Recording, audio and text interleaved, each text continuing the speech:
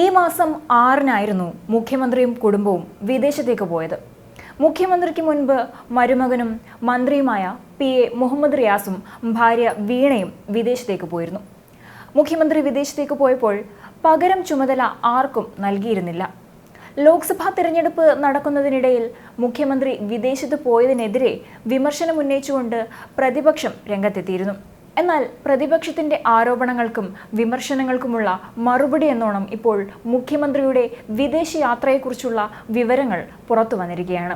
ഈ രേഖകൾ പുറത്തു വന്നതോടെ പ്രതിപക്ഷത്തിന്റെയും പ്രതിപക്ഷ നേതാക്കളുടെയും വായടപ്പിക്കുകയാണ് മുഖ്യമന്ത്രി പിണറായി വിജയൻ. മുഖ്യമന്ത്രി വിദേശയാത്ര നടത്തിയത് സ്വന്തം ചെലവിലെന്ന് ഇപ്പോൾ തെളിവുകൾ ഉൾപ്പെടെ പുറത്തു വന്നിരിക്കുകയാണ്. മുഖ്യമന്ത്രിയുടെ യാത്രയ്ക്കായി സർക്കാർ ഖജനാവിൽ നിന്ന് പണം മുടക്കിയിട്ടില്ല എന്നാണ് വിവരാവകാശ രേഖയിൽ പറയുന്നത്.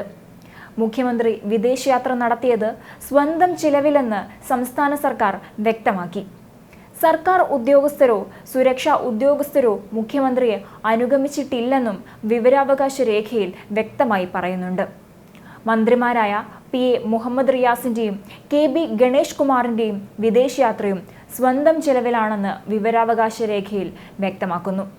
12 ദിവസങ്ങളിലായി ദുബായ്, സിംഗപ്പൂർ, ഇന്തോനേഷ്യ എന്നീ രാജ്യങ്ങളിലാണ് മുഖ്യമന്ത്രി യാത്ര ചെയ്തത്. മുഖ്യമന്ത്രിക്കൊപ്പം ഭാര്യയും കൊച്ചുമകനും ഉണ്ടായിരുന്നു. ശനിയാഴ്ച പുലർച്ചെയാണ് അദ്ദേഹവും കുടുംബവും വിദേശത്ത് നിന്ന് തിരിച്ചെത്തിയത്. വിദേശയാത്ര സംബന്ധിച്ച ചോദ്യങ്ങളോട് അദ്ദേഹം പ്രതികരിച്ചിരുന്നില്ല. സാധാരണ വിദേശയാത്ര കഴിഞ്ഞ് മടങ്ങിയെത്തുന്ന മുഖ്യമന്ത്രിയെ സ്വീകരിക്കാൻ DGP അടക്കം എത്താറുണ്ടെങ്കിലും മുഖ്യമന്ത്രിയുടെ സുരക്ഷാ ചുമതലയുള്ള പോലീസുകാർ മാത്രമാണ് വിമാനത്താവളത്തിൽ എത്തിയിരുന്നത്. മുഖ്യമന്ത്രി ഉൾപ്പെടെയുള്ളവർ രഹസ്യമായി വിദേശയാത്ര നടത്തിയെന്നായിരുന്നു പ്രതിപക്ഷ നേതാവ് VD സതീശൻ ആരോപിച്ചത്.